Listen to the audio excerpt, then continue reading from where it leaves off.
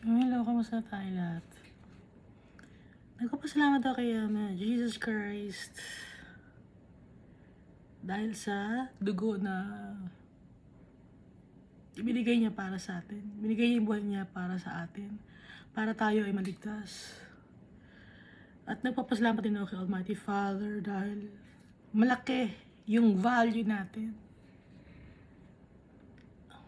Hindi mapapantay ng kahit anong pera yung value natin sa paningin ni Almighty Father tsaka ni Jesus Christ. Kung yung tao, binibigyan tayo ng presyo, alam niyo ba yon? Yung tao, binibigyan tayo ng presyo.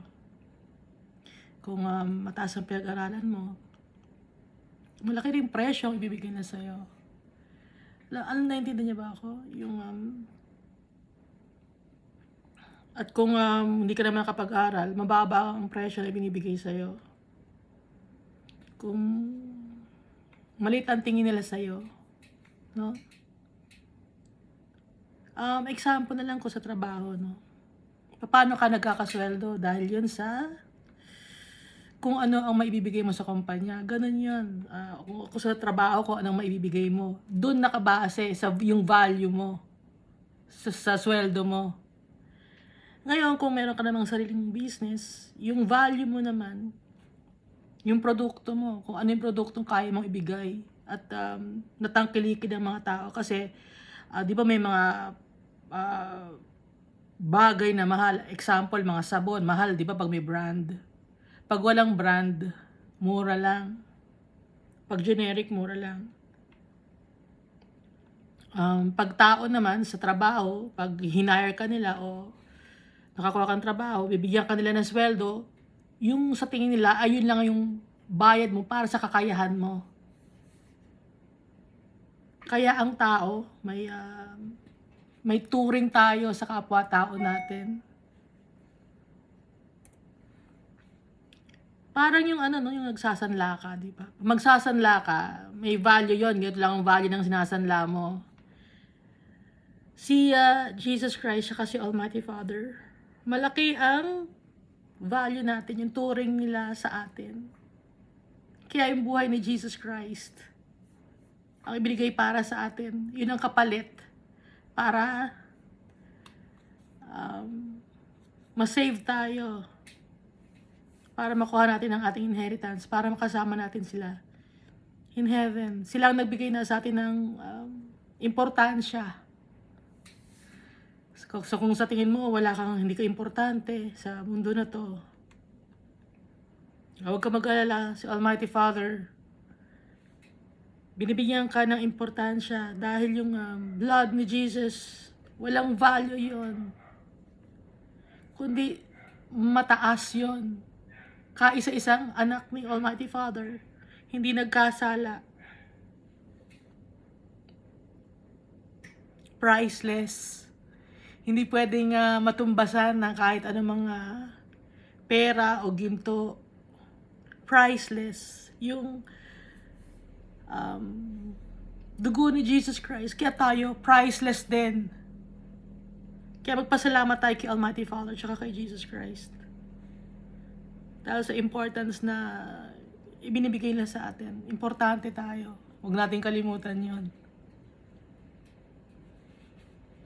Ang society lang ang hindi nagbibigay sa atin importansya. Pero si Almighty Father, tsaka si Jesus Christ, malaki ang value natin.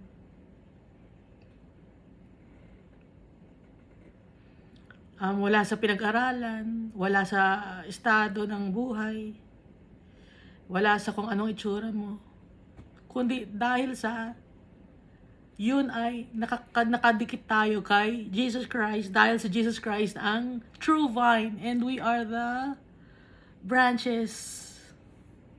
Kaya yung value natin malaki.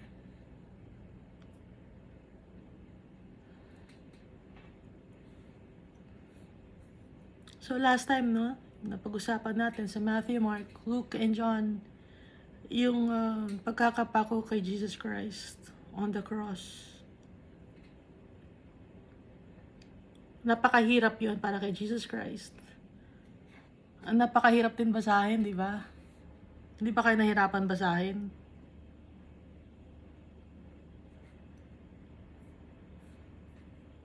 Napakahirap basahin yung pagkakapako kay Jesus Christ. Kung siya mismo, no? Siya na yon, yung Diyos na natin, yung Savior and Redeemer natin, nahirapan sa kanyang experience. Hindi natin ang makakaya yon. Si Jesus lang ang makakakaya nun. Kaya sinakop na niya lahat ng hirap at pagod. Physical, mental, emotional, lahat na. At ang tingin ng kanya sarili niya ay para na siyang uod sa Psalm 22. Napakahirap. Huwag natin kalilimutan yan.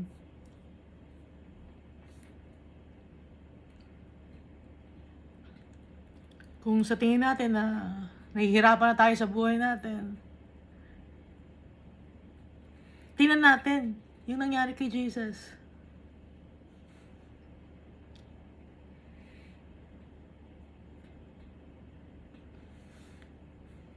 I-compare natin. Jesus, wala pa sa kalingkingan ng ginawa ni Jesus. Yung dinadanas natin na tribulation. Okay? So, dito na tayo, no? Sa Luke muna. So, last time, sa Luke nga yan, di ba? Luke 23, yung paghihirap ni Jesus.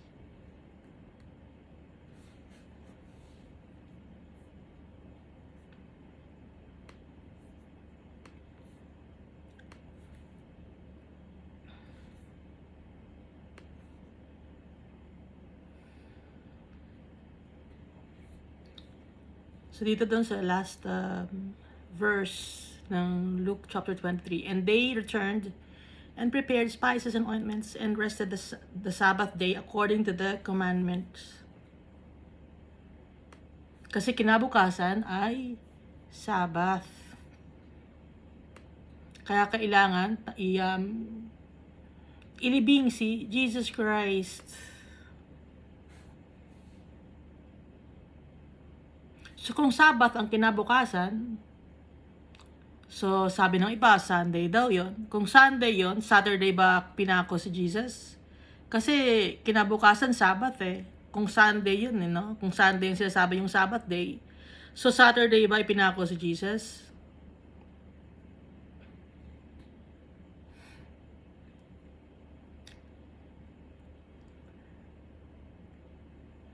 O, yung iba naman, kung sasabihin lang Sabbath day, pinako, yung Sabbath day is Saturday, so Friday pinako si Jesus, no? Kung Friday pinako si Jesus, so Sabbath day, Saturday, Sunday, ano ngayon yung Sunday? Yung ba ang first day of the week? First day of the week ba ang Sunday? Pero, ang nakalagay dito sa Bible, nabuhay si Jesus, first day of the week. Ano ba yung first day of the week? Is it Monday or Sunday?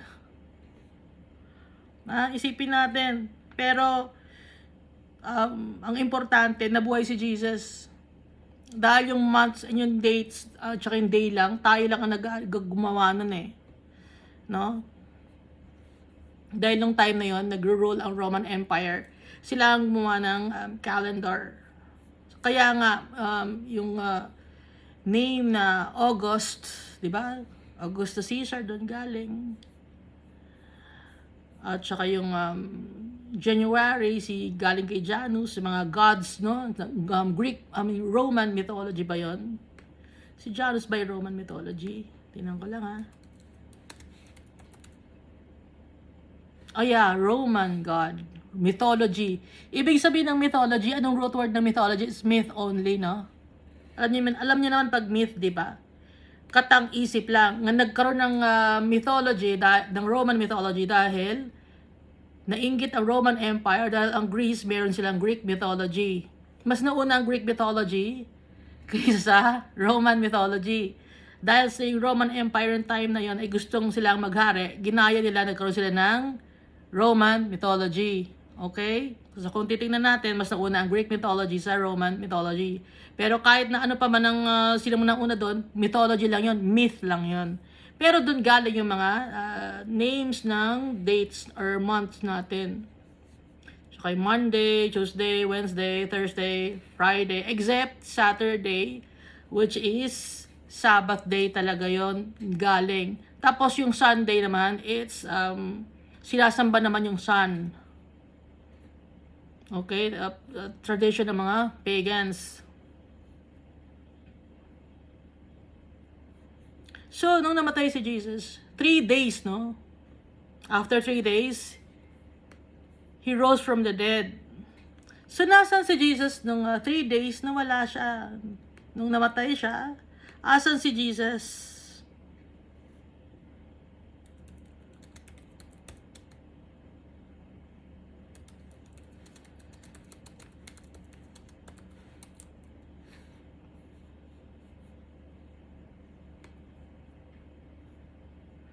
Sa Matthew chapter 12 verse 40.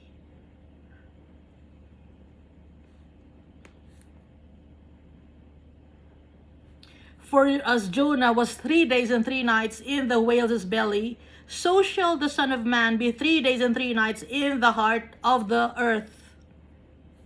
Nakalagay sa sinabi to ni Jesus sa kanyang mga apostles, Matthew chapter 12 verse 40. So nung namatay siya, nasa heart of the earth siya, doon siya nag-stay.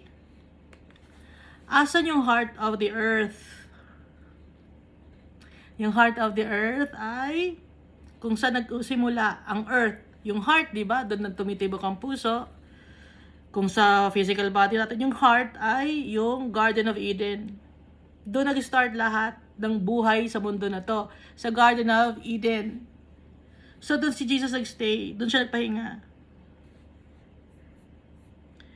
May mga nagsasabi na nagpunta raw si Jesus sa ilalim ng mundo. Mali yun. Nagpunta raw si Jesus sa impyerno kasi hindi nila maintindihan kung ano yung heart of the earth. Kasi ang tingin nila is literal na gitna ng earth or ilalim ng earth. Pero yung heart of the earth, alam naman yung heart of the earth, yung puso, yung puso ni Almighty Father, nasa tao. So, asa ng heart of the earth, sa nag-umpisa yun sa Garden of Eden. Na hanggang ngayon, wala pa nakaka-discover kung nasa ng Garden of Eden. Pero, hanggang ngayon, nandito pa rin sa earth yung Garden of Eden, nakatago lang. Kasi binabantayan ng mga angels. Hindi pinapakita sa atin ni Almighty Father.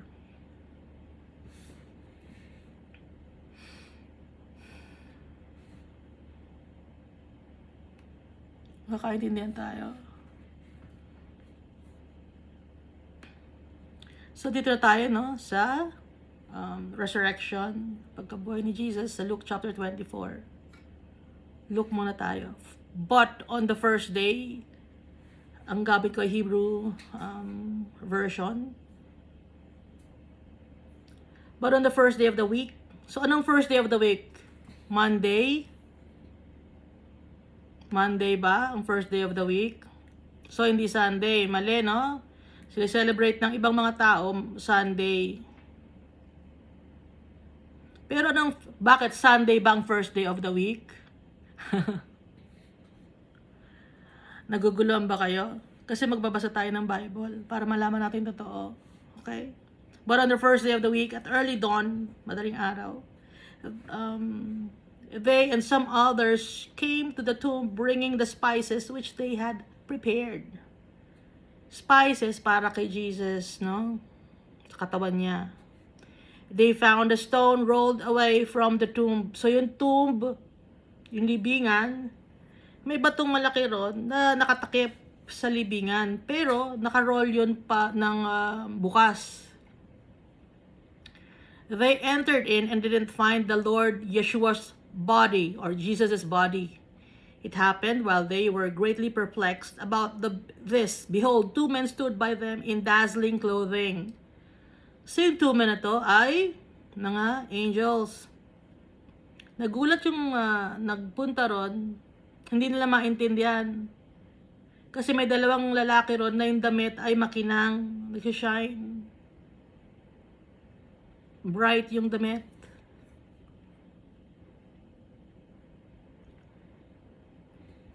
Becoming terrified, they bowed their faces down to the earth. So, sa sobrang takot nila, nagbow sila sa ground, yung ulo nila nasa sahig, no? So, binend nila yung knee nila, tapos yung ulo nila nasa sahig. Dahil takot na takot sila. Nagpatira pa sila sa sahig or sa ground. They said to them, "Why do you seek the living among the dead?" Sabi ng dalawang angels, bakit nyo hinahanap ang buhay sa mga patay na lugar?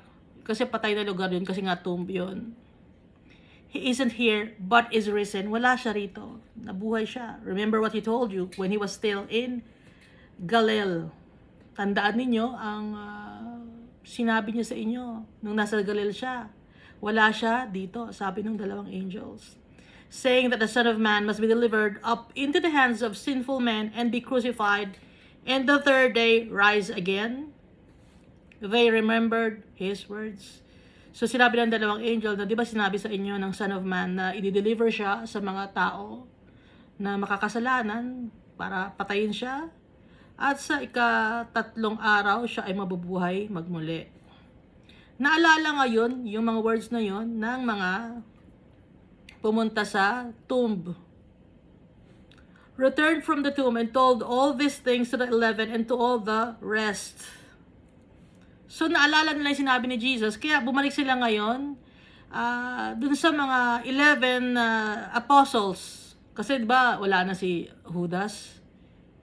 Tsaka sa mga iba pang mga disciples, sinabi nila. Now they were, yung mga nagpunta ron ay si Miriam or si Mary from Magdala or si Mary Magdalene, Yochanan or Joanna, and Mary the mother of Jacob or James. The other women with them told these things to the apostles. So madami sila, puro sila babae.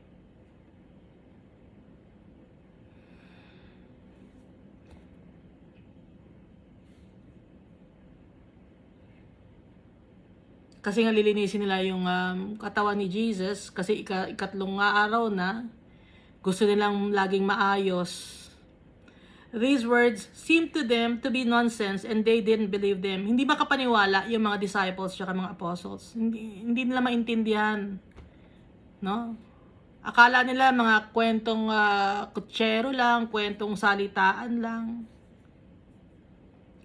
But Rock, or si Peter, got up and ran to the tomb. So si Peter, tumakbo siya sa tomb pumunta. Stooping and looking in, he saw the strips of linen lying by themselves, and he departed to his home, wondering what had happened. So nagpunta si Peter doon sa tomb, pero wala siyang nakita. Ang nakalagay lang doon ay yung strips of linen na ginamit kay Jesus. Wala siyang nakita ron, kaya umalis siya, nagpunta sa bahay niya, at inisip niya kung ano ang nangyari.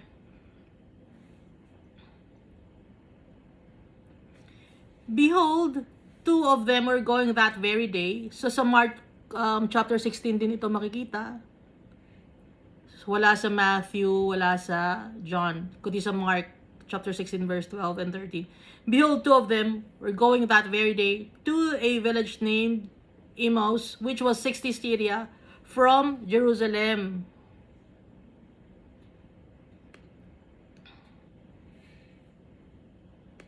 Ano ba yung 60 stadia?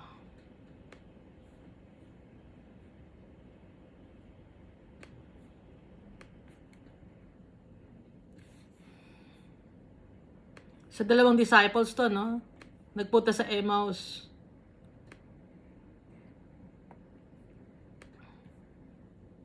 Naglalakad sila.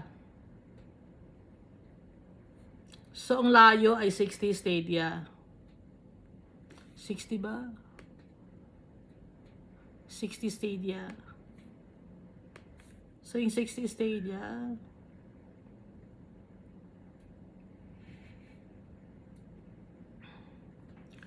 three score furlongs. Yung layo. Hindi pa rin natin maintindihan kung ano yung furlongs. 7 miles from Jerusalem. So kung 7 miles, parang mga 14 kilometers, give or take. Mga 14 kilometers, parang ganon. Yung layo sa Jerusalem. They talked with each other about all of those things which had happened. So nag-uusap silang dalawang disciples. Yung layo ay mga 14 kilometers sa Jerusalem. Pinag-uusapan pa rin nila. It happened while they talked and questioned together that Yeshua or Jesus himself came near and went with them. Habang nag-usap sila, lumapit si Jesus sa kanila. It happened while they talked and questioned together that Jesus himself came near and went with them, but their eyes were kept from recognizing him. Hindi nila nakilala si Jesus nung lumapit si Jesus at nakipagkwentuhan sa kanila at tinatanong sila. He said to them, "What are you talking about as you walk and are sad?" Anong pinag-uusapan ninyo? Bakit kayo malungkot? Habang naglalakad kayo, ano bang meron? Tanong ni Jesus. One of them, named Cleopa, si Cleopa, no? Yung asawa niya, kasama rin nila. Yung asawa ni Cleopa, pero dito wala si Cleopa. I mean, si Cleopa, may asawa siya, no? Or si Cleopa, may asawa to na babae na tumutulong din kasama nila Mary Magdalene, ni Mary, the mother of James. Kasama nila sa mga disciples din to. So sabi ni Cleopa, "Are you the only stranger in Jerusalem who doesn't know the things which have happened here in these days?" Ikaw lang ba ang tao dito sa Jerusalem ang hindi nakaalam kung ano nangyari dito sa itong mga nakarang araw? He said to them, "What things?" Anong mga bagay yon? Tinanong ni Jesus. They said to him, "The things concerning Jesus Jesus of Nazareth, who was a prophet, mighty indeed in word before God and all the people."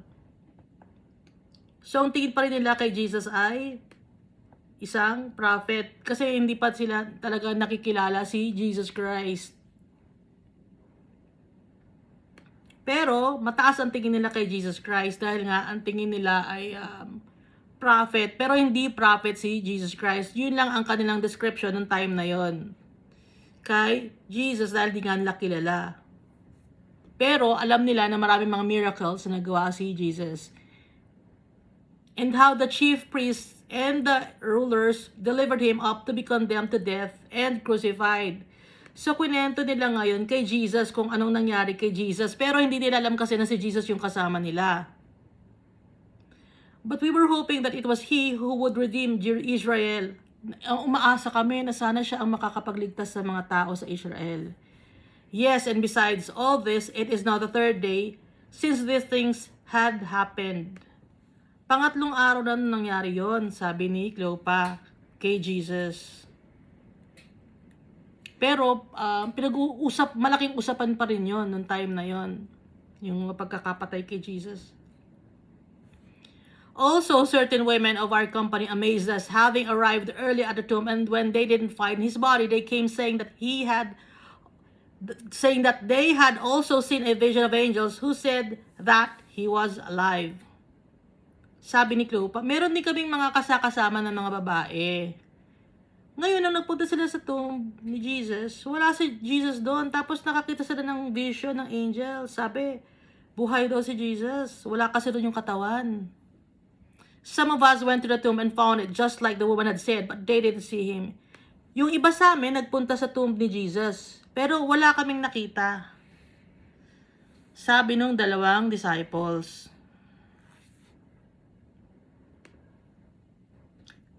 He said to them, "Foolish men, and slow of heart to believe in all that the prophets have spoken. Didn't the Messiah have to suffer these things and to enter into His glory?" Foolish men, sabi ni Jesus. Hindi niyo pa rin ba naiintindihan yung sinasabi ng mga prophets? Na ang Messiah, kailangan niyang pagdaanan ang mga bagay na yon para mapunta sa kanyang kalwalatian, sa kanyang rightful place, sabi ni Jesus. Dito na tayo sa Luke 27, no? Luke 24, verse 27. Beginning from Moses and from all the prophets, he explained to them in all the scriptures the things concerning himself. So simula pa, nung sa sulat ni Moses hanggang sa mga sulat ng mga prophets, inexplain na sa prophecy, sa nakasulat sa Genesis, Exodus, Leviticus, sa lahat ng Old Testament scripture, nandun si Jesus Christ. Bakit hindi pa rin naiintindihan ng mga tao? Kaya nasabi ni Jesus na foolish men. Nakasulat na lahat si Jesus doon, hindi pa rin nila naiintindihan. They drew near the village while they were going, and he acted like he would go further. They urged him, saying, "Stay with us, for it is almost evening, and the day is almost over." So, habang nakikipag-usap si Jesus doon sa dalawang disciples, pinilit siya, no, ng dalawang disciples na dito ka na lang sa amin mag-stay para may makakwentuhan nila, kasi nakakakuha rin sila ng turo, no, kay Jesus. Although hindi nila alam na si Jesus yung kasama nila, nakaka-gain sila ng knowledge. Kaya gusto nila na mag-stay sa kanila si Jesus kasi gabi na nga, pero hindi nila alam na si Jesus yon. Okay? It happened that when he had sat down at the table with them, he took the bread and gave thanks. Breaking it, he gave them. Tapos, nangyari nga, na nakiupo si Jesus kasama ng mga disciples, tsaka ng mga apostles, magkakasama sila. Nung brinake na ni Jesus yung bread, nagpasalamat kay Almighty Father, kasama nilang kumain, their eyes were opened. Nabuksan yung mata ng mga disciples and apostles, and they recognized him, and he vanished out of their sight. Nakilala nila si Jesus. Kasi, nung nandito si Jesus sa lupa, syempre tao siya.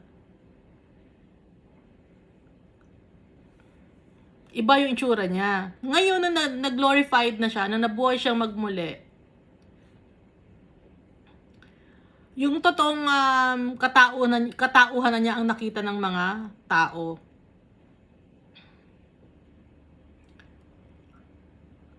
Siya pa rin yun, pero ibang itsura, kundi maningning. Iba ang dating. Kaya hindi siya nakilala ng mga tao. Kaya nung nagpasalamat si Jesus Christ, nung brinake niya yung bread, at kasama nilang kumain, nakilala nila si Jesus Christ. Nabuksan na yung mata ng mga disciples and apostles. They said one to another, "Weren't our hearts burning within us while he spoke to us along the way and while he opened the scripture to us?" Hindi ba yung puso natin parang it was on fire? Parang masaya sila habang nakikipag-usap sila dun sa lalaki, inalala ng dalawang disciples. Kasi kasama nila, kaya in-invite nila si Jesus na makikain kasama nila. Kaya nabanggit nila na, "Weren't our hearts burning within us while he spoke to us along the way and while he opened the scriptures to us?" No?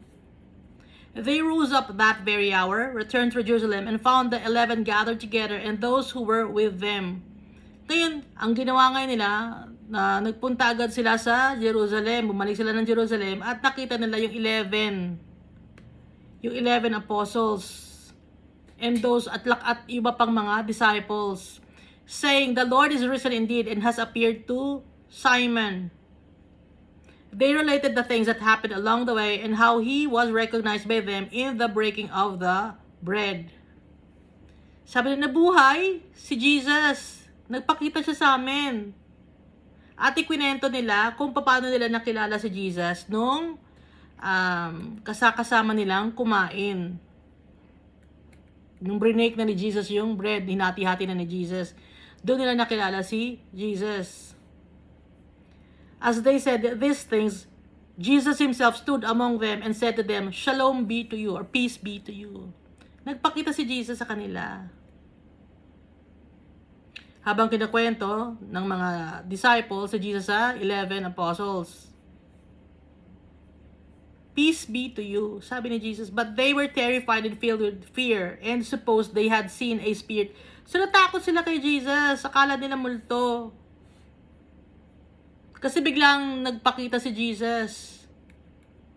He said to them, "Why are you troubled? Bakit kayo natatakot? Bakit kayo naguguluhan? Why do doubts arise in your hearts? Bakit kayo nagdududa? Bakit hindi kayo naniniwala?" Sabi ni Jesus. "See my hands and my feet, that is truly me. Touch me, you see, and see. For a spirit doesn't have flesh and bones, as you see that I have."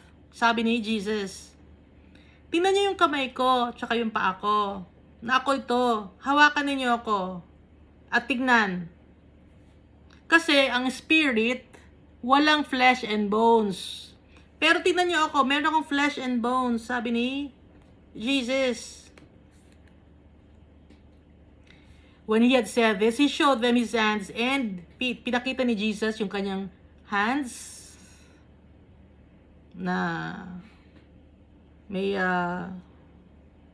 butas, pati yung kanyang paa. Well, they still did believe for joy and wondered and said to them, "Do you have anything here to eat?"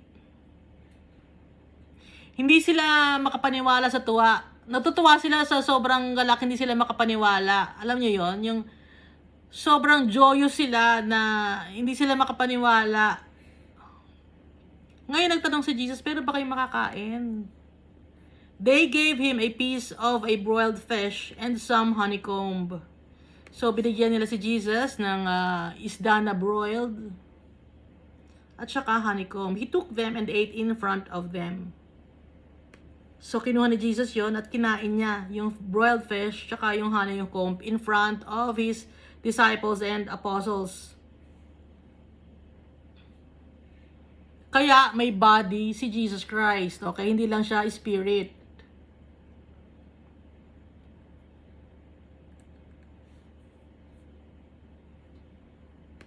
So, kinain ni Jesus ay broiled fish.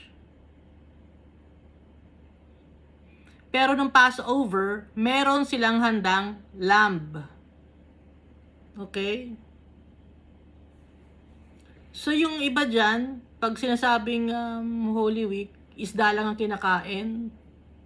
Or pag malapit na yung Holy Week, isda lang ang kinakain. Dahil ba dito yon sa broiled fish na kinain ni Jesus? Na isda lang ang kinain ni Jesus? Kasi yun lang ang available, isda lang, tsaka honeycomb.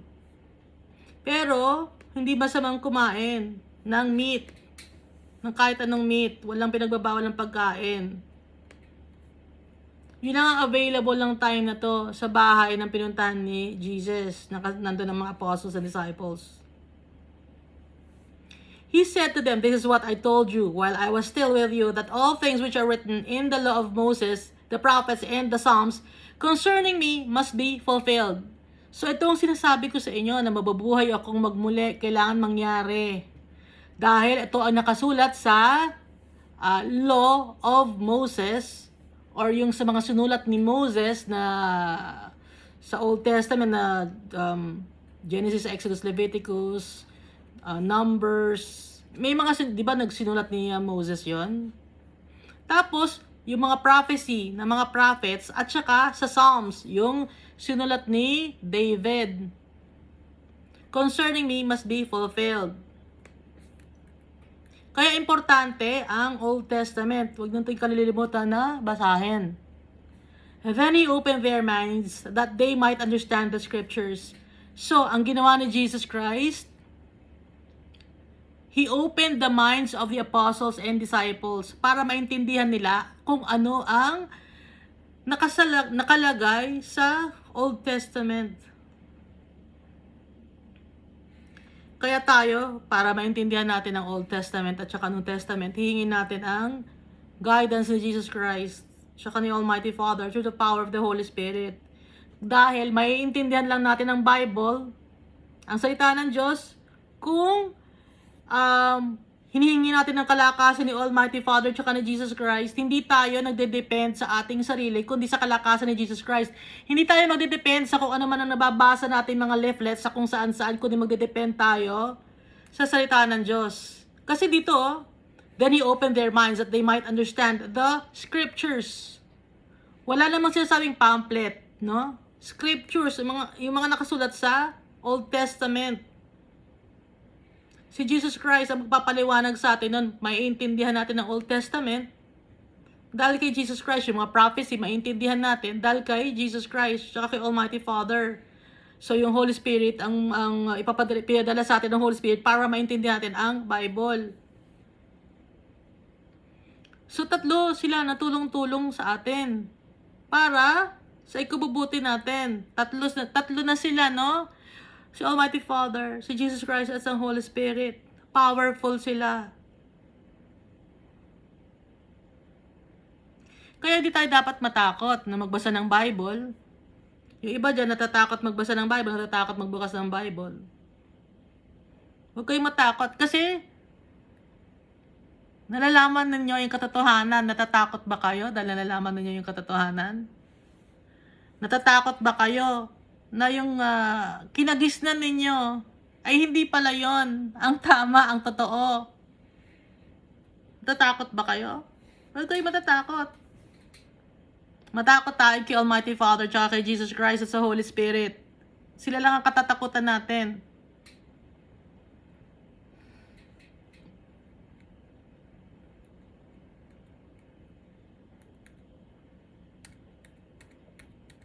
Kaya ang relationship natin kay Almighty Father, kay Jesus Christ, sa Holy Spirit is isa-isa tayo, no? Hindi tayo by group. Okay? Hindi tayo by group, no? Lagi ko nang sinasabi 'yon, no? Na hindi by group. Ito kasama ni la brother to, isa kaming grupo, ilan ba tayo? Pasok tayo sa langit. Hindi ganon. Hindi ganon, ha?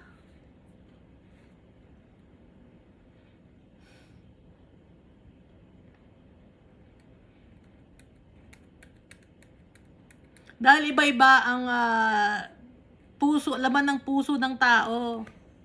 Iba-iba ang mga na-experience natin.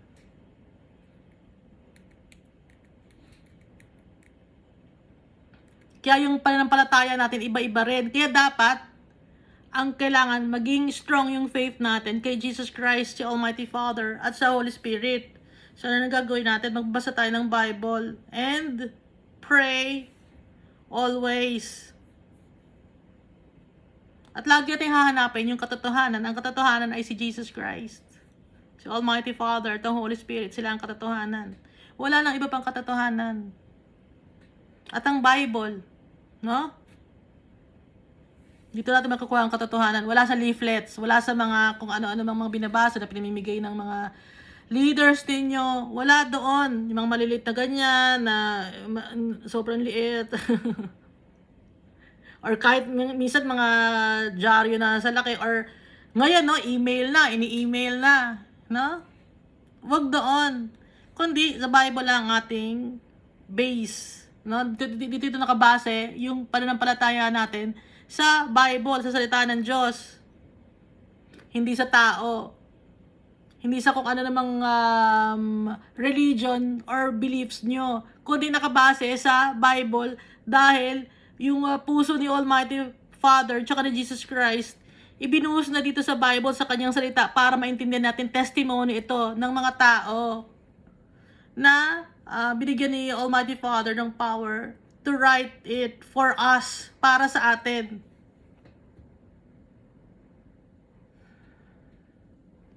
He said to them, sa verse 46, he said to them, "Thus it is written, and thus it was necessary for the Messiah to suffer and rise from the dead the third day, and that repentance and remission of sins should be preached in His name to all the nations, beginning at Jerusalem." Kaya dapat hingi tayo ng kapatawaran sa ating mga kasalanan.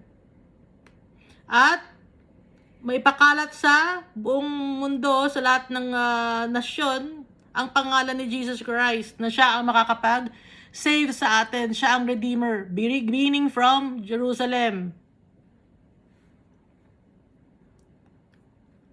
Pero ngayon, may mga Christian Jew na, no? Pero yung ibang mga Jew, ayaw nila kay Jesus Christ. So, up to now, galit sila kay Jesus. Iba ang turo sa kanila tungkol kay Jesus. Hindi nila kilala si Jesus. Originally, chosen people sila. Pero since ayaw nila, nireject nila ang Savior, hindi lang sila, kundi tayo na mismo, mga Gentiles tayo, kahit hindi tayo kalahi ni Jesus, masisave din tayo.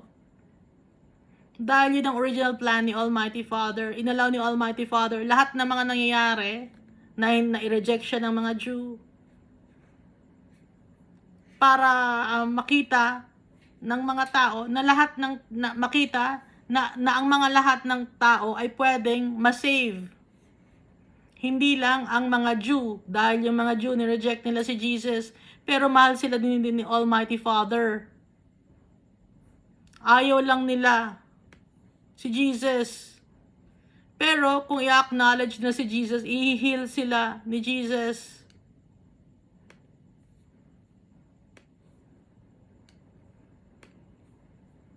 You are witnesses of these things, sabi ni Jesus.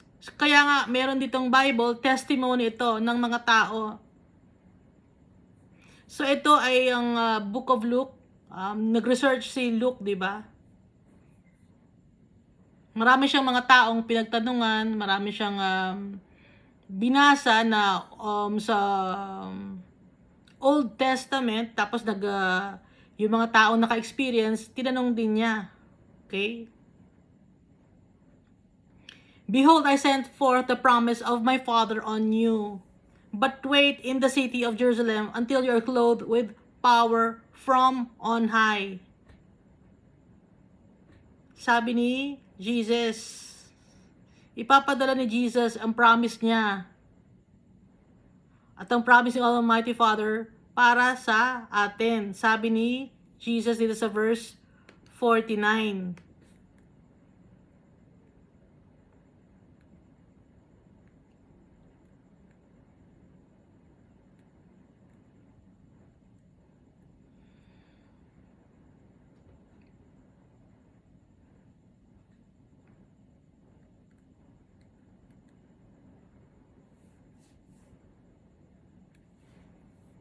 So, sabi ni Jesus na makinig kayo kasi si Almighty Father may bibigay sa inyo, nag-promise siya. Pag nagpa-promise si Almighty Father tsaka si Jesus Christ, ginagawa nila. Ang tao, pag nagpa-promise, hindi natin ginagawa, di ba? Ang mga tao, ganun ang mga tao eh. Pag nagpa-promise, hindi ginagawa. Lip service lang. Hindi ganun si Almighty Father tsaka si Jesus. Tinutupad ni Almighty Father tsaka ni Jesus ang kanilang mga promise.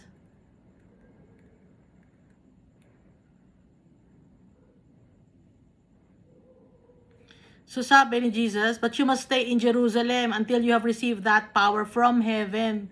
So galing kay Almighty Father yung power na yon. Sabi ni Jesus Christ, Jesus led his followers out of Jerusalem almost to Bethany. He raised his hands and blessed them. Itinaas ni Jesus yung kanyang kamay at bless niya yung mga tao, yung kanyang mga apostles and disciples. So parang papunta na sila ng Bethany nito, no? Labas na sila ng Jerusalem. While he was blessing them, he was separated from them and carried into heaven.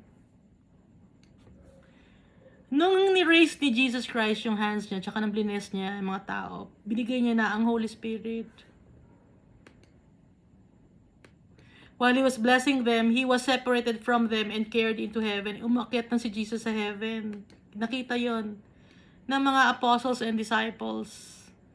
Yung pag-akyat ni Jesus kasama ang kanyang body. Siya lang yun. Si Jesus lang yun na umakyat ng heaven kasama ang kanyang body. Wala nang iba.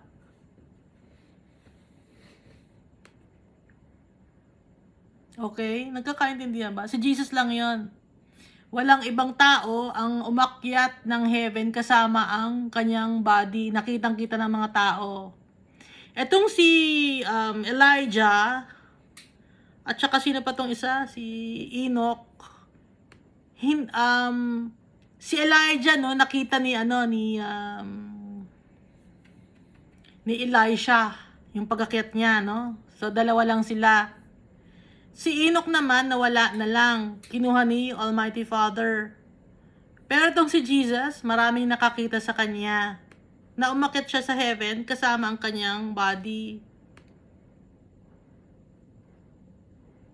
They worshipped him and then went back to the city very happy. They stayed in the temple all the time, praising God. So, laging nagpe-praise or nagpe-pray yung mga disciples and apostles. Pinupuri nila si Jesus Christ siya kasi Almighty Father, at yung turo ni Almighty Father, ni Jesus Christ ay nasa heart nila. So, kitang-kita nila na si Jesus Christ ay umakyat sa heaven.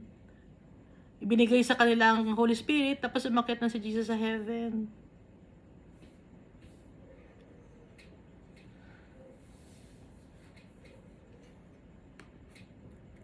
So, ito yung account ni Luke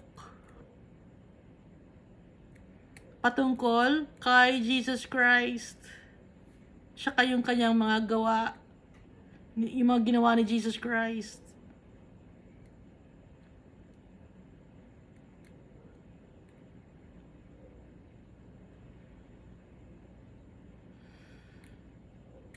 So kaya tayo, nasa sa atin din ng Holy Spirit dahil yun ay promise sa atin ni Almighty Father tsaka ni Jesus Christ.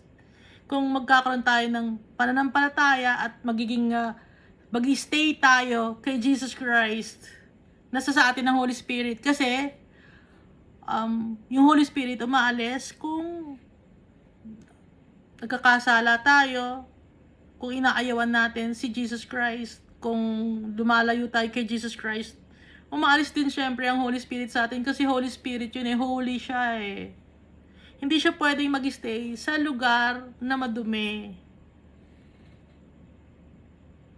Kaya kung gusto natin panatilihin na nasa sa atin ang Holy Spirit, lagi tayong magpe-pray, panatilihin natin malinis ang sarili natin.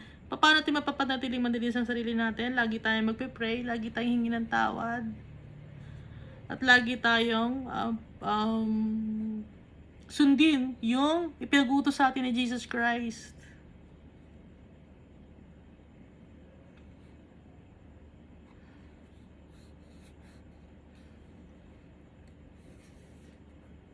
So, dito, nakalagay na yung mga apostles and disciples hindi pa rin maniwala, no? Nabuhay na si Jesus at lahat, hindi pa rin maniwala. Naniwala lang sila nung nagkita nila na si Jesus na kumain, na pinakita yung kanyang sugat, yung kamay at kanyang paa. Pero tayo, maniniwala tayo dahil testimony itong Bible na to. Importante ang Bible. Ano sabi ni Jesus? Blessed are those who didn't see me but believe.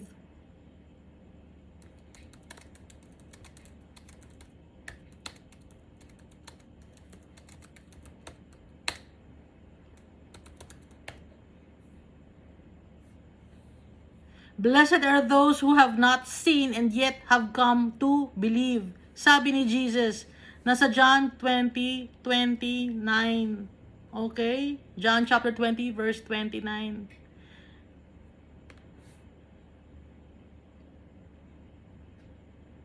Kaya, blessed tayo kasi naniniwala tayo kahit hindi natin nakikita dahil meron tayong faith sa galing ating pananampalataya kay Jesus Christ, siya kay Almighty Father, through the power of the Holy Spirit.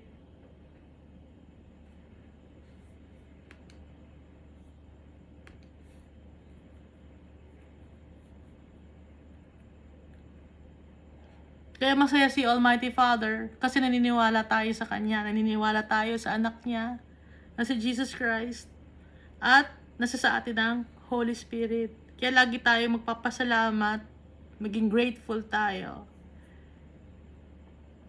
And thankful. Dahil malaki yung value natin. Dugo ni Jesus Christ. Binigyan tayo ng halaga na priceless. Sino ba naman tayo? Tao tayo, makasalanan tayo. Yung katawan natin gawa sa putik. Pero dahil tayo ay anak ng Diyos, si Almighty Father ang gumawa sa atin. Flames of fire tayo, sa Kanya tayo galing. At kailangan nating makabalik sa Kanya. Dahil siya ang ating creator, siya ang ating totoong tatay. At siya ang totoong nagmamahal sa atin. Hindi niya tayo iiwan. Lahat na ibinuhos na ni Almighty Father ang pagmamahal niya sa atin. Huwag nating kalilimutan yon. God loves us so much.